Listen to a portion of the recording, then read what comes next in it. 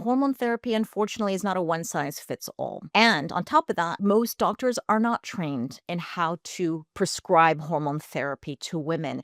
And that's why we're all looking on internet and Instagram and trying to figure this out ourselves because we hear it's supposed to be great, but then yet we try it and we're like, why? Either I feel nothing or I feel worse or I suddenly have tender breasts, or I have worse mood swings, I can't sleep. Things happen, and that's because hormones are super powerful. This is why we are prescribed these things, and we gotta find a doctor who is trained in menopause. I mean, ideally, I know it's hard, but if you cannot, then you got to do some detective work yourself. I went through the Institute of Bioidentical Medicine's program. There's a menopause method by Dr. David Rosensweet, who's been treating women through menopause for 4 decades. And I learned so much. Hey everybody, welcome to another episode of the podcast. I'm delighted to be joined today with my guest Zora Binimu. Zora is a gerontologist who focuses on biohacking menopause. As a gerontologist, a professional who studies the complex process of aging, which includes the physical, cognitive, social, emotional and psychological aspects, she has a comprehensive understanding of aging from a holistic viewpoint. As she herself approaches menopause, she's harnessed her expertise as a biohacker to empower women in peri and postmenopause, transforming their physiology and menopause experience. Her message is to combine biohacking and science to help women feel better and live longer. She's also the host of the podcast Hack My Age, which will be linked in the description below for you to follow on after today's show. And I'm looking forward to talking all things biohacking, peri and postmenopause in today's show. Zora, welcome to the podcast. Oh, thank you so much for having me. I'm excited to dive into this conversation. Me too, Zora. You're doing tremendous work online, and I've had like many binges through the podcast in preparation. I've had many binges through the Instagram in preparation. But what jumped out at me the most, and it's going to be the catalyst for today's podcast, is the quiz you have on your website. And one of the lines there is, menopause is inevitable, but suffering is optional. Will you talk to us a little bit about that quote, and we'll use it as a jumping off point for all things peri and postmenopause in today's show? Yeah, for decades and decades, we've been told that menopause is coming at some point. It's inevitable, and we're really going to suffer through this. I interview women all over the world. I've done probably over 300 interviews now, and not to those I've published. I've spoken to many other women, and one of the questions I asked is, "Did your mother speak to you about menopause?" Across the board, 99% say no. And do you remember your mother's menopause? Yes, it was horrible. And so if you do look onto social media, unfortunately, we have a lot of fear around this, these funny quote unquote reels about women falling off the cliff, everything's falling apart. And and so in fact, it looks like, oh wow, this is a horrible time of life and we're all gonna suffer. But the reality is that there are 25% of the women who feel nothing. And then there's 25% who feel everything single symptom under the sun. And yes, you do fall off a cliff. And then there's everything in between. So women are generally falling somewhere on this spectrum. It's not going to be all the 25%. You have to acknowledge that, yes, there are women suffering.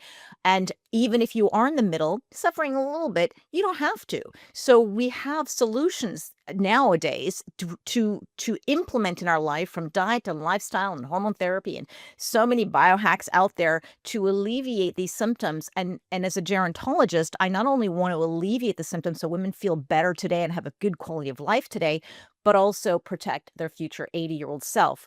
It's next level, health and wellness, but it is possible, and we really don't need to suffer anymore. You can sail through this transition without skipping a beat.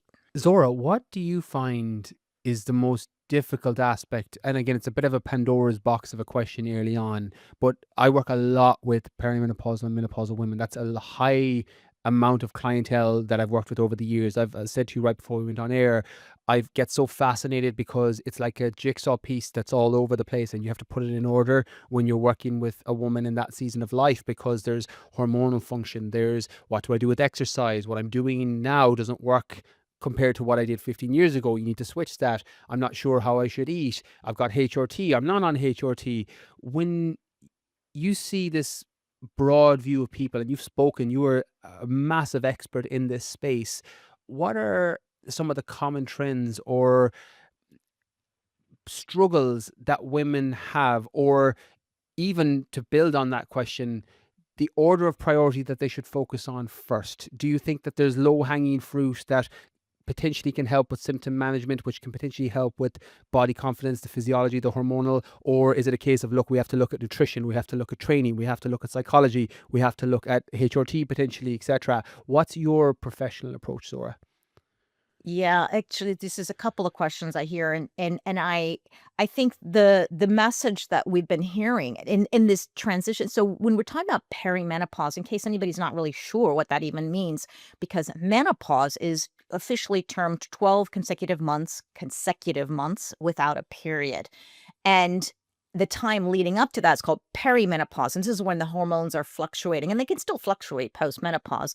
The average age in the Western world is 51 when you're gonna lose that period, and so the perimenopause experience is somewhere between 5 and 10 years before that. So you can imagine in your 40s, you are definitely going through some transitions, again, whether you feel that or not, but we start to lose progesterone, which is one of our main sex hormones, at the age of 35, more or less. I mean, it's not a magic number, but you may be feeling the symptoms of menopause in your mid 30s. So it's really important to be aware that you may be in perimenopause. And that's not a dirty word, and that's not a problem. And it's like, it just means that, hey, we're going through hormonal fluctuations again, just like we did in adolescence, just like we did in pregnancy. And now here's another another hormonal fluctuation that we have to deal with.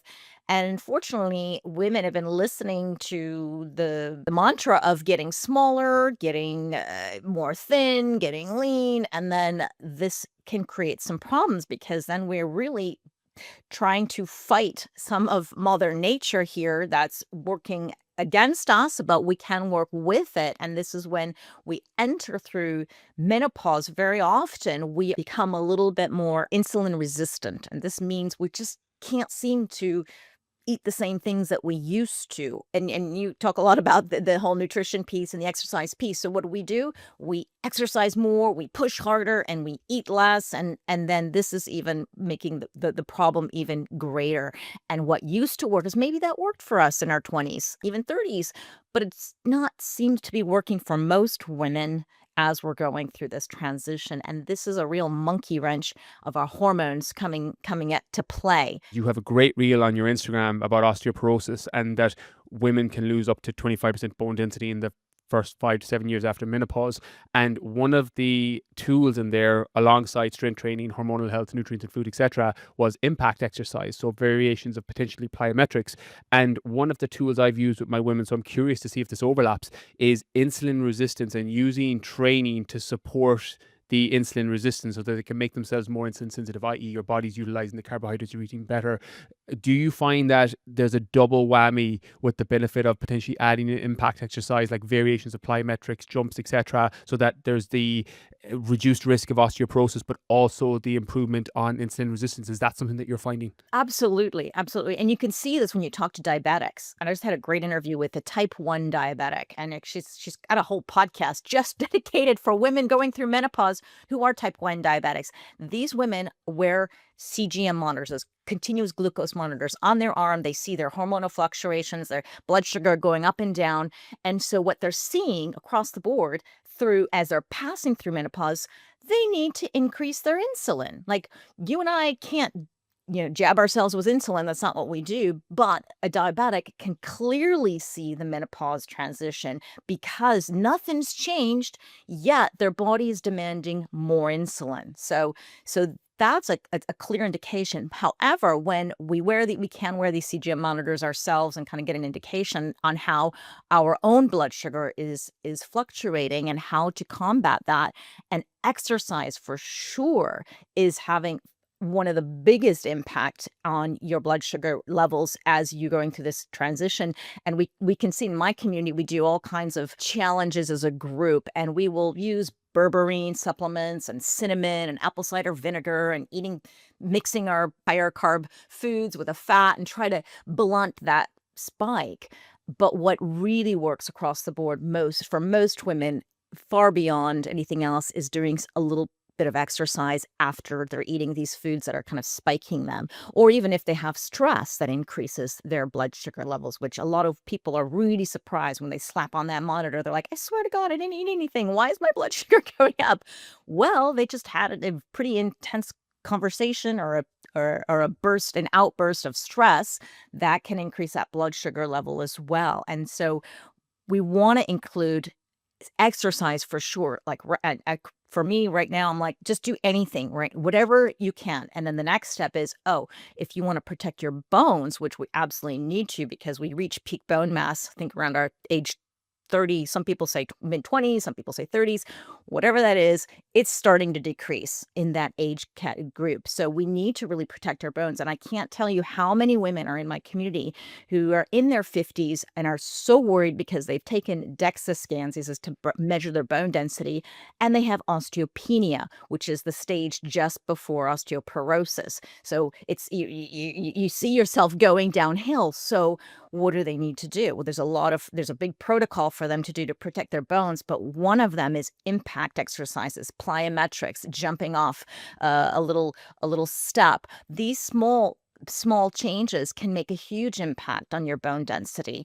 And so in bone density, why are we worried about bone density? Well, you can, as a gerontologist, we do study fall prevention and fractures. And there's a statistic that everybody seems to quote, and I'm going to explain a little bit. Some of the problems with this is that when you're over 65, and I know it's hard to imagine yourself as a 65-year-old, but you're going to get there if you're lucky. If you have a fall and a hip fracture, you have 30% greater chance of dying in the first 12 months. And this is particularly concerning the people who are frail. Okay, because I can get really scared about that number. I'm 55 and I'm like, oof, what? 10 years, like what is going to happen to me? But if you have good muscle mass, this statistic doesn't really apply to you. So we have to keep things a little bit into context and not get so afraid. We also have to consider the DEXA scan also has its limitations, and it's just a number. We have to look at a lot of other things in our biology to say, am I really going to have a fracture? Because I don't care about a number on a DEXA scan. I care about what are the probabilities of myself having a fracture and then dying from that. And so that's where if we can take action now in our 30s, in our 40s, and really work on our overall health, it impacts our muscle mass because sarcopenia, which is the age-related muscle mass loss, is coming around the corner if you don't do anything about it. The same thing with osteoporosis and these quote unquote silent killers that we don't really think about. And this is why I'm always worried about the asymptomatic woman who's like, I don't feel anything in menopause, like everything's great. Doesn't mean something's not happening under the hood. Like we don't feel our bones getting brittle. We don't feel our arteries getting plaque buildup. So that's why they call these things a silent killer. So we still need to work on overall health and longevity begins in childhood. Menopause begins in childhood. And what I mean by that is the things that you do when you're younger really have an impact on how healthy you will be or the diseases that you have as you get older. So my call to action is do build muscle and do those plyometrics and do some of these exercises. And there's different exercises for different diseases or different prevention. And I just personally do them all because I think I'll hit all the birds with one stone and then hopefully I'll be in a good condition by then.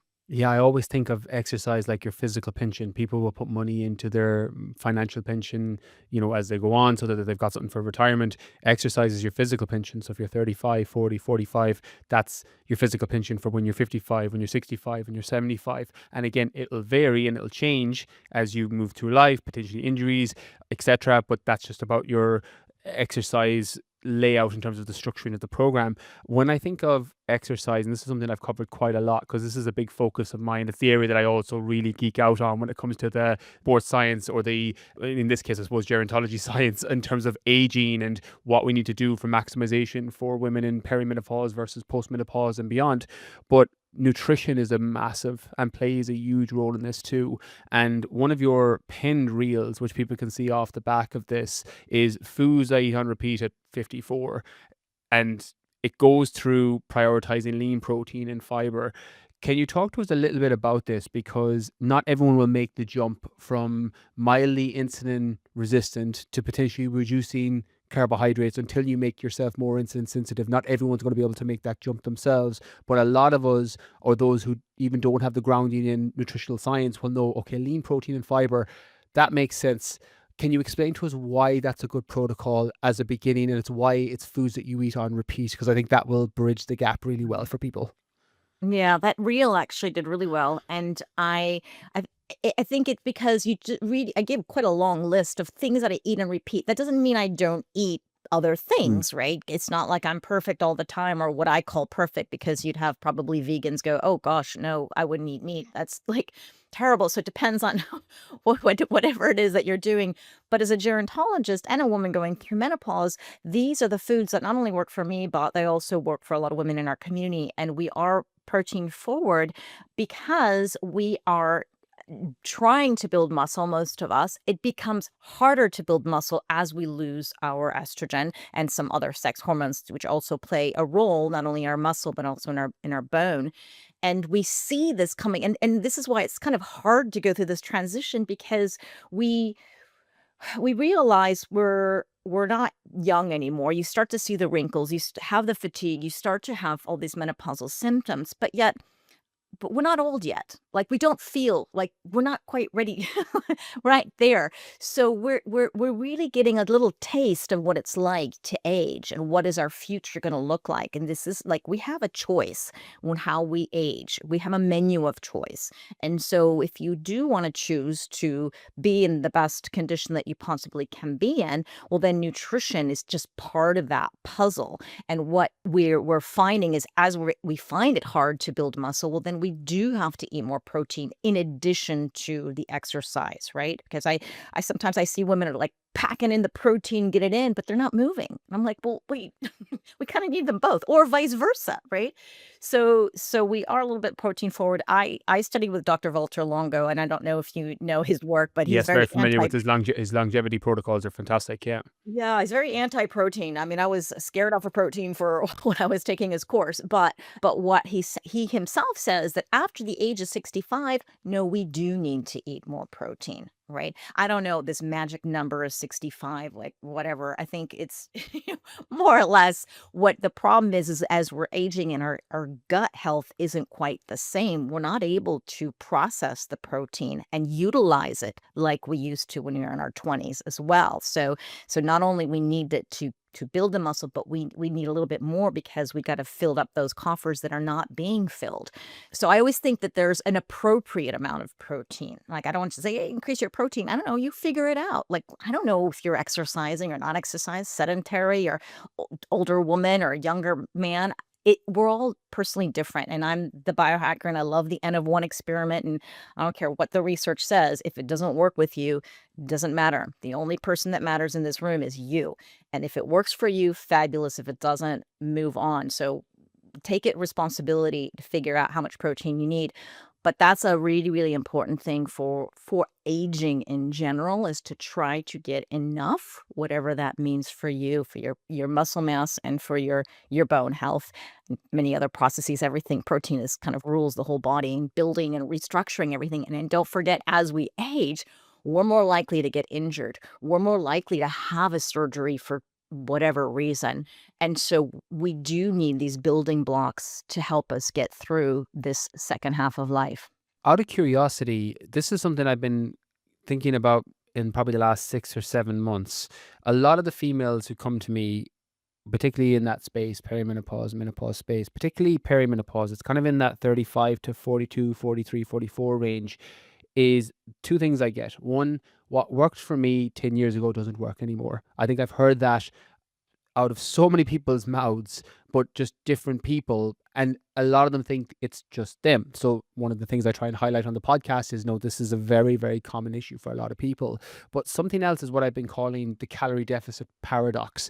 I grew up in a very traditional personal training, 15 years ago, working with weight loss, working with fat loss, working with building muscle, normal body composition. And for 98 out of 100 people, control the calories in some shape or form, ideally with complex foods and nutrient dense foods. But for some, they don't even have to do that, especially if they're in their 20s and they're training hard. They can get their body composition down, they can lose body fat, they can lose weight. What tends to happen with a lot of females is they will control calories because they counted calories. I'm using inverted commas, counted calories in their 20s and their 30s, and it worked really well. And now they're 42 and that doesn't seem to be working anymore, or it's not working at the speed at which it worked before because of the hormonal imbalance, the insulin resistance, the increasing cortisol, and also, which I want to pick your brain on if that's okay, is the increase in cortisol from the caloric deficit, because that may not be as impactful when you're 29, but when you're 42 and you already have this domino of hormones knocked out of balance, you're just making the situation potentially worse, and that's stopping body composition change. What's your thoughts on the quote unquote traditional control your calories, calorie deficit when it comes to perimenopause or even postmenopause? And I know it's not the same because obviously it's going to be elevation in terms of the protocol and what adjustments they have to make. But what are your thoughts on that? Because I think this is potentially an important topic of conversation to make women feel seen, because it's very frustrating to do the thing that worked once upon a time that doesn't work anymore. And you think you're the problem when in reality it's not. It's just that your body's working against you slightly. Yeah, the whole calories in, calories out thing. I've done the nutrition program through Precision Nutrition, and I really liked it, and I understand that the whole calories in, calories out thing. I agree with it. However, to a certain point, right? Because what I'm seeing in my community is that the women are exercising more, eating less, and I'm from this Dr. Stacy Sims camp. I don't know if you follow Yeah, her, but she's been on the podcast twice. She's great. she's brilliant. Yeah. She's brilliant. I did her program called Menopause for Athletes, and that means just anyone who does planned exercises, not for professional athletes only. So what I've learned from her as well as and it is, I'm saying this in my community, is that when we're going through menopause, and like you said, there's rising cortisol. It just, as we age, we're actually we have a buildup or a little bit of cortisol and just experience in life, and our adrenals are a little bit tired because we've been pumping out hormones all these time, and now we have the stress, and then as our hormones are depleting, our adrenals start to take over for trying to make hormone production. So in fact, you can imagine the load that our body is feeling. And so what I'm seeing, I used to work one-on-one with clients, and now I work with them as a group, and what I'm seeing in myself is I said, okay, look, your cortisol is high. Cortisol loves belly fat. Why is it through menopause we're getting more belly fat, right? We just seem to accumulate more on the waist than our hips or on other parts of the body. And so the plan is to let's lower the cortisol somehow. So it's not only just diet and exercise, but we're having stress management, and then trying to get optimize our sleep as well. And so when we do that, and we're not killing ourselves anymore, and we're still exercising, whatever it is that we like. I always encourage strength training because I think it's the most effective for building muscle. And I tell them, look, you got to eat a little more. And I know it's scary, but we're eating more of the right foods as well, right? The foods that are working for that person. And it's usually in that list, more or less, of the protein and the fiber. Fiber is super important, especially for our gut health. I'd say 90% of the women in my community have gut issues. That's bloating and irritability and pain and poor digestion. And this is very common, ladies. If you're listening to this, don't feel alone. But it's very important that we correct this, not only for the detoxification of our hormones and for the processing of our proteins that we want, but our immune system. And as we're aging and we want to be in a healthy condition, it's really important to get that gut sorted out. So what I am seeing is just trying to get in more fiber, more food, and eventually the weight does shift, but I don't focus, like, my mindset is, let's not even think about number on a scale. Let's just look at how strong we can be, because I'm about, let's get big, let's get strong, let's be independent. What do older adults want? They want to be independent. They don't want to be a burden on our family. And so if you can project yourself to your 80-year-old self, well, then it's what we do today in our 30s, 40s, 50s that will dictate what's going to happen to us in our 80s. So really trying to get that amount of protein in, enough calories, because this is unfortunately what I'm seeing. And then the thyroid goes off and the sex hormones go off and the cortisol gets even higher. And it's just this downward spiral. So what we just try to do is reverse the spiral, but getting the right foods, enough calories, and then appropriate exercise for that person and their lifestyle.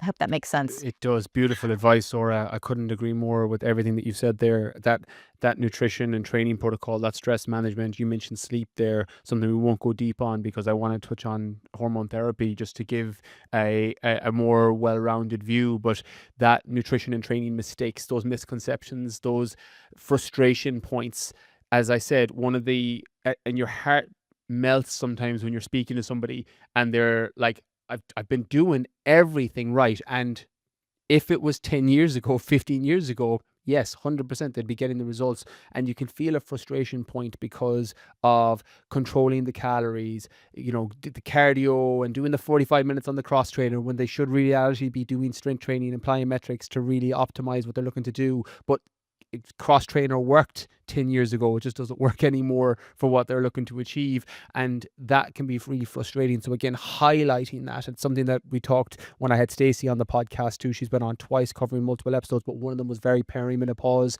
specific. So I'll link that for people as well to follow on. She does tremendous work as similar to what you're doing, Zora, in terms of that holistic space and covering all the angles.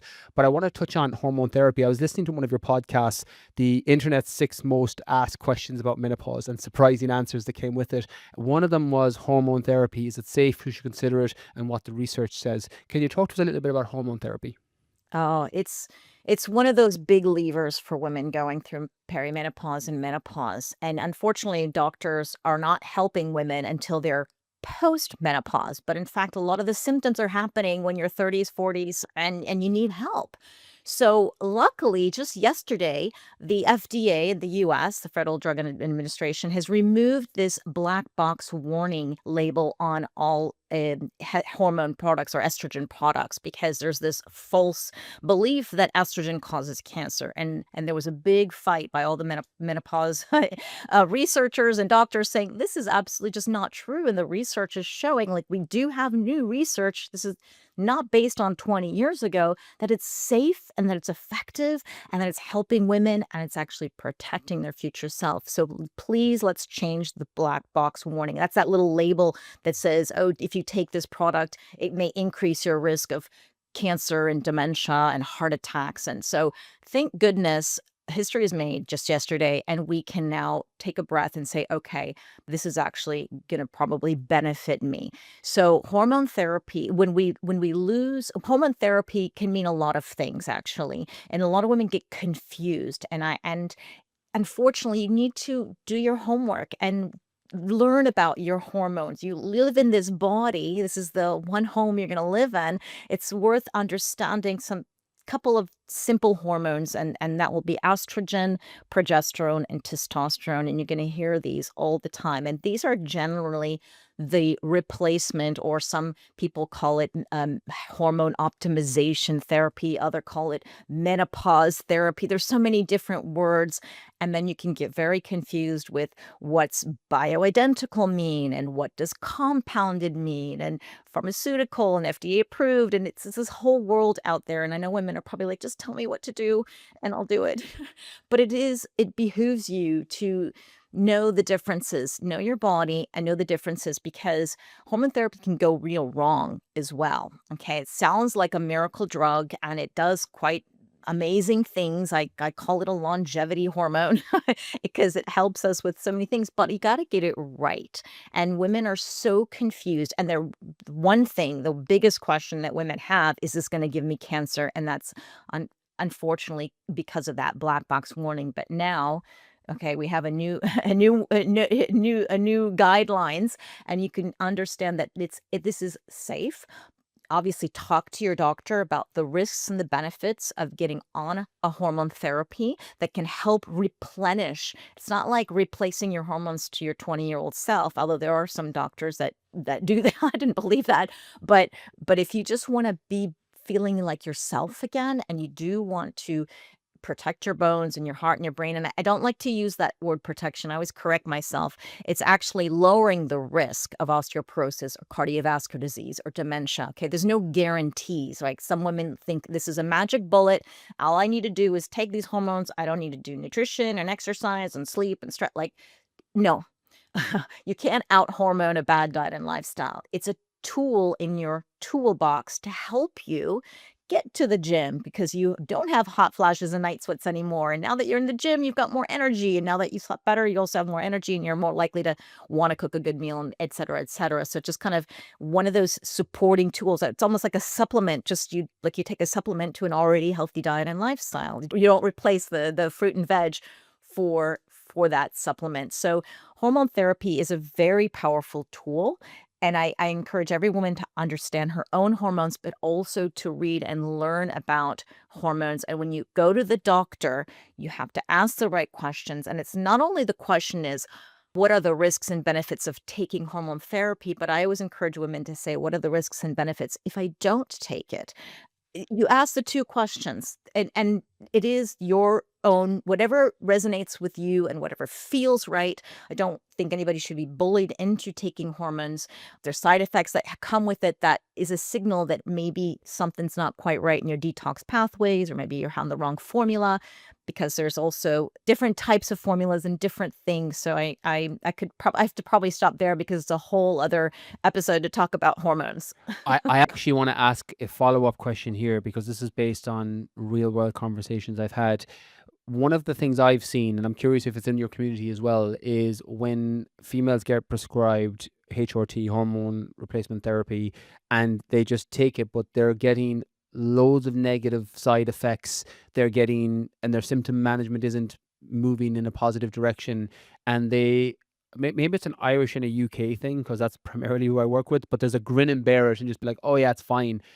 Talk to us a little bit about the importance of formulas and communicating that with your doctor, your GP, etc. Because it might be a case, as you said, with clearing the detoxification pathway, something that you can control yourself, working with the likes of you, Zora, or it might be an adjustment to the formula because this isn't responding to your body. Can you talk to us a little bit about this? Because I've seen this and I feel obliged to ask it now because it's came up in my space so often in the recent months that it's obviously happening to a lot more people than even I'm having the conversations with. So can you talk to us a little bit about that?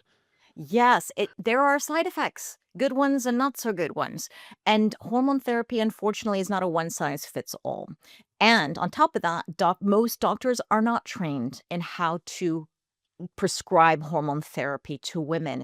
And that's why we're all looking on internet and Instagram and trying to figure this out ourselves because we hear it's supposed to be great, but then yet we try it and we're like, why? Either I feel nothing or I feel worse or I suddenly have tender breasts or I have worse mood swings. I can't sleep. Things happen. And that's because hormones are super powerful. This is why we are prescribed these things and we gotta find a doctor who can help us through who is trained in menopause. I mean, ideally, I know it's hard, but if you cannot, then you got to do some detective work yourself. And I went through the Institute of Bioidentical Medicine's program. There's a menopause method by Dr. David Rosensweet, who's been treating women through menopause for 4 decades. And I learned so much through this program as well as many other programs I've done. But I do remember him saying in his clinical practice, 25% of the women are getting their hormone therapy spot on. From the very first try, like, and this guy's know what he's doing. And he says only 25 because what happens, either they're not feeling anything or they're feeling worse, or maybe they're feeling fine, but when he tests them, because he likes to test the women after they start their hormone therapy, and they're not within the goalpost. They're either too little or too much. And he also thinks about the future self. How can we protect our bones, our brain, our breasts, our vagina, everything, our heart? We need to get within these sort of goalposts. And so if that's only 25%, that means 75% of us are not getting it right. So it's very common.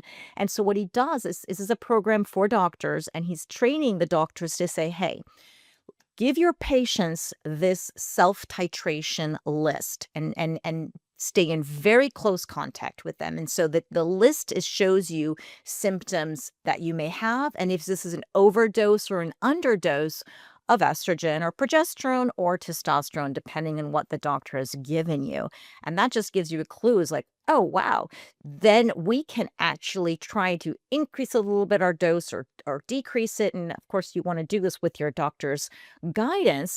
But that's why it's really important that you have a doctor you work with who you can send an email to, or you can somehow contact the clinic, so you can say if after 2 weeks you're not feeling anything, or if you feel worse right away, you send that message and say, I'm not feeling right. Can I increase or decrease or try a different formula? Don't wait 3 months until your next appointment feeling like garbage, because you don't have to. Again, this is suffering, you don't need to, and a good doctor will say, "Hey, that I understand that. We're gonna actually change the formula or change the delivery method because we have creams and sprays and gels and injections and troches and so many different ways that we can take a hormone, and everyone is bio-individual. We all will have a different response to the same thing. So it's kind of up to you to be the chemist in this laboratory of our body, to work with your doctor and say, where can I find the right formula for me? And in addition, some doctors, like you said, it could be that you are not detoxing right away. And there are some doctors I've interviewed who said, look, I will not put a woman on hormones if she's not working on her detox pathways, if she's not getting herself cleaned up, she's not doing the diet and exercise, which is it's a tall order to ask them to do that before and then give them hormones. So, but doing it in conjunction is really important, because I've had a lot of women report to me, say, oh my gosh, estrogen has made me gain 10 kilos.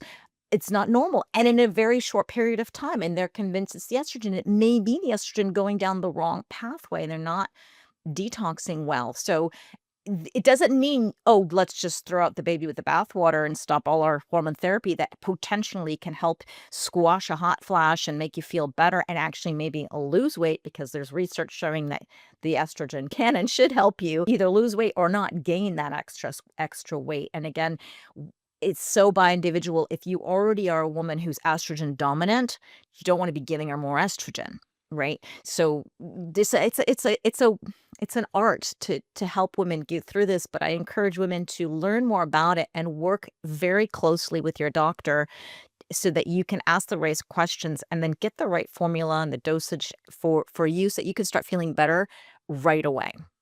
I love that. It comes back to what I mentioned earlier. When you see it as a puzzle, and what can happen from first-hand experience is probably more professional experience than personal, is it can feel really daunting. It can feel confusing at this season of life, and very easy to be very judgmental at this season of life and just be like, oh, I'm so frustrated. And I 100% get it. Your hormones, professionally, I'm never going to fully understand it because I'm not going to be a perimenopausal or menopausal woman. That's just not on my life path or soul's journey. But I've come across this enough that frustration is real. And if you're listening to this podcast and you can think of a friend or a family member who's in this space right now, please screenshot it to them, send it to them, because it's just breaking down these misconceptions, especially like you said there, Zora, with the HRT, that don't wait 3 months if you're feeling horrible. Like, there's an element of just making these fine tunings, like the pieces in the puzzles, and getting the things in order so that you're able to, aging is, it happens. Menopause is inevitable, but suffering is optional, to come back to what you said earlier. I just have two final things I want to ask. And you mentioned there about detoxification. For a woman that wants to detoxify well, what would be some of the things for them to consider? Either an avoidance to avoid temporarily, or add in addition, because detoxifying and clearing the pathways has a framework and protocol, but there's always nuance depending on professional preference within that. For a woman that wants to detoxify well because they want to get the most out of their HRT, or they just want to feel better in general, what would you recommend they consider avoiding and adding in? Mm. So it's always good work with a doctor who understands exactly your problem. Like, where do you need to detox and how to detox? Because there's things that a functional medicine doctor would add into your regime. If you've taken a urine metabolite test and we see that estrogen is going down the wrong pathway, then they would tend to give you something called DIM, DIM. However, if you're already lacking estrogen and you're taking, say, hormone therapy and you're just removing it, because what DIM does, it removes excess estrogen, then it's kind of useless. So there's no point in me saying, oh, take DIM, and then you take DIM, and then you like feel worse or nothing happens because you've removed all the estrogen. So there's a lot of different supplements out there depending on your case. DIM is just one of them. Indole 3-carbinol is another. Glutathione. It's usually some kind of a supplement to help shift you into the proper pathways so that you can be getting rid of this estrogen well. Because what happens, whether it's your own estrogen or you're taking estrogen exogenously, your liver needs to detox this, like it does with anything else that goes in the body. And you don't want estrogen to sit in a toxic state in your body, right? We need to get rid of it and process it. And so one thing that I would say get rid of if you can, especially during this time of life, is alcohol. And because what happens, alcohol is a toxin and our liver needs to deal with it. And what happens is that it takes a priority in the liver. So your body says, let's get rid of the alcohol first. And that means your estrogen is circulating in a toxic state in your body, waiting in line just to have its turn. So every time you're taking that glass of wine, you're actually asking your estrogen to take a back seat and circulate toxic in your body. Not that you shouldn't ever, I don't want to scare people off of alcohol, but just be aware. And if you are drinking too much alcohol, then you may not want to be taking hormone therapy, but also consider your own hormones, if you still have them, circulating in your body that need to take a back seat. So I would say that in terms of detoxification, alcohol is quite a big lever. And that's the stuff that increases the risk of breast cancer. And people are so worried about hormones, but yet they've taken birth control all their life, which to me is like, has nothing to do with the hormones that we take in menopause, but yet you're still drinking alcohol like there's no tomorrow. Then there's some mismatch here. So for detox reasons, try to limit the alcohol intake, or remove it if it's not a big deal for you. So that's one thing to take out, one couple things to put in. Brilliant. Yeah, great advice for people. And again, it's their levers that they can pull and push very easily in terms of, right, my alcohol consumption is too high, I need to scale that back. Zora, before I get into the final question, which is the last piece of the puzzle, which is the supplementation on top of everything we built, for those that are listening, I'm going to link out the quiz, the website, Instagram, the podcast, Hack My Age. Is there anywhere in particular that you connect with people more often than not, or would like to send people to? But I will link it all in the description below. YouTube actually is a good place to go, Hack My Age, because I pull out questions there for my solo episodes, and I see that there's a lot of interaction there as well, and it's quite nice to watch our podcast guests or some of their solo episodes, learn something. But I like the community there on YouTube. They seem very supportive, because sometimes I don't quite get to the question very quickly and someone else has answered it for them, and it's just a lovely space. So YouTube is a good place to get started. I'll add the YouTube link to the description below so people can check that out as well. Last question, Zora. Assuming there's a woman listening who nutrition is lean protein and fiber, their strength training, combination of resistance training with plyometrics, they're taking the HRT and they've got the correct dosage for them. So those three big pillars and rocks are all set up. If you were to add in a supplement or supplements on top of that, outside of the ones you mentioned earlier with the DIM, the glutathione, which are more detoxifying based, is there any supplement you would add on top of that pillar or rock, assuming everything else is in order already? That's a difficult one, because I believe in targeted supplementation, because there's so many out there. What is the problem? Let me rephrase actually then. That's actually a very good point, because again, if I was asked that question, I'd be like, it depends. So, which 100%. So let me rephrase. Considering your history, somebody that works in the space but also practices what they preach in terms of the nutrition, the training, what are a handful of supplements that build on top of your routine that support and serve you, not necessarily recommendations for people so they can do their own due diligence, or if they're in your community, they can see what would be a fit for them. But what are some of the go-tos for you personally? Okay. So, because building strength and muscle is a priority for me, I like to take essential amino acids as a supplement. I think I like the protein powders, and that's fine, but essential amino acids it has everything that we need, and these are not branched chain amino acids, and you know this very much better than I do. But for the woman who's actually going to gym very early, and you think, I can't get in a lot of food right now, one of the hacks is says, okay, let's get in our essential amino acids, maybe a couple of nuts or maybe a scoopful of cottage cheese or whatever it is that floats your boat. But essential amino acids is what's going to help top us up as well, because we do find it hard to get in all of our protein needs. And I'm not saying to choose essential amino acids over chicken or fish or whatever it is that you like in terms of protein. It's just that it's an addition to that. So I think that is one essential supplement that I do lean forward to very, very much.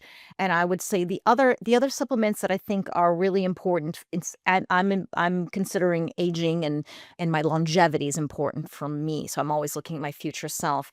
And I know that mitochondria are super important right now. Mitochondria, those little organelles inside your cells that create ATP or energy.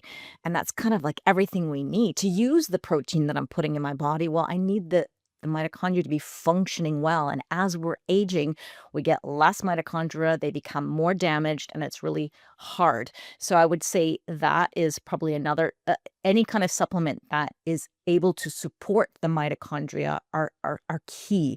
And that can be many things.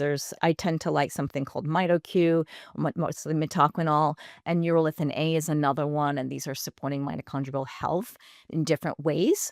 And then there's a last one that I really like for longevity and aging, and it's called spermidine. And spermidine is a as it sounds, it originally came from sperm, but in fact, it's also found in a lot of Japanese foods like natto or aged cheese, and it's something that you find a lot in the Japanese diet. But this helps with autophagy, and that means the cellular cleanup and recycling process. And as we're aging, that's important. And so there's also something called mitophagy, and that's why I take those mitochondrial supplements. And then there's autophagy. So the gerontologist in me kind of leans to let's build muscle, save it, and then protect our mitochondria and our cellular health. Beautiful way to wrap up, Zora. Again, the trifecta there for people. And this is just a synopsis of some of the stuff that you cover on your social channels. So I highly recommend people go check out the podcast after this, the YouTube channel, the Instagram page. Zora, keep doing what you're doing. Wonderful message online, educating people in so many different facets. It's very much appreciated. I'm so glad we got to have this conversation. So thank you so much again. Thank you. I have one question for you. Yes, go for it. One thing that I'm a real big fan of is blood flow restriction. And that's helped a lot of women in our community. I didn't bring it up, but you as being in the fitness world, do you use BFR? Do you see any benefits with your community? Interestingly enough, I don't use it with any of my perimenopausal clients. And actually, now that you say it, I must look into it, because blood flow restriction came into my space in probably 2014 when the research around it was coming out first. But it was very much specific for hypertrophy in terms of improving vascularity and workouts for bodybuilders, alongside potentially altering hypertrophy so that you don't have to load as heavy, but you're able to stimulate the protein synthesis during workouts without having to go as heavy. So that was more protective for joints. So in theory, it makes a lot of sense in real time. And I'm processing this in real time because you're able to mimic what you would be getting from certain resistance training without loading the joints heavier. So in theory, it's something I need to follow up on. It makes a lot of sense within that community. Oh, yes. I think you should explore it a bit more. My community loves it. And as we're aging, right? We always want to protect our joints. Again, people having surgeries and issues. It's been a real lifesaver, not only for me personally, but for the women in my community. I'm getting really good feedback, and I've been talking about BFR probably for the last 6, 7 years. And So I'm getting good feedback. I think that's one thing if people can take away with, just take a little deep dive down the BFR pathway and see what you find and if it's a good fit for you. I love that. I'm going to give a call to action for people. I did a podcast. Well, you're probably not familiar with Diamond Dallas Page. He's a DDP yoga. He's very, very popular yoga. He used to be a WCW, WWE wrestler back in the day and then transitioned into yoga. And one of his whole protocols that we talked about on the podcast was blood flow restriction for aging athletes, men specifically.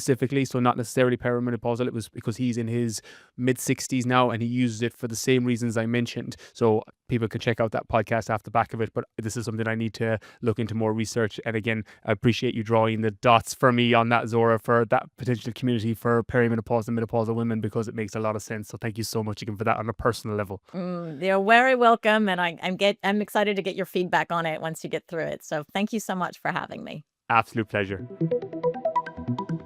That was gerontologist Zora Binimu on biohacking peri and postmenopause to transform your body, physiology, and confidence. A reminder, today's podcast was brought to you by my new perimenopause program that goes through the training, the nutrition, the supplementation, nearly everything actually we covered in today's podcast. The one-to-one is where I've been focusing a lot on the last year, but that's been full for the last several months. So I've created this group program so that I can now help and serve more women within this space. So the link for that would be in the description below. Let me know how you found today's podcast as well on social media. Brian_Keen_fitness is my Instagram. You can take a screenshot, pop it up. Let me know what you thought. That's everything from me from today's podcast. Thanks so much for listening. Catch you next week.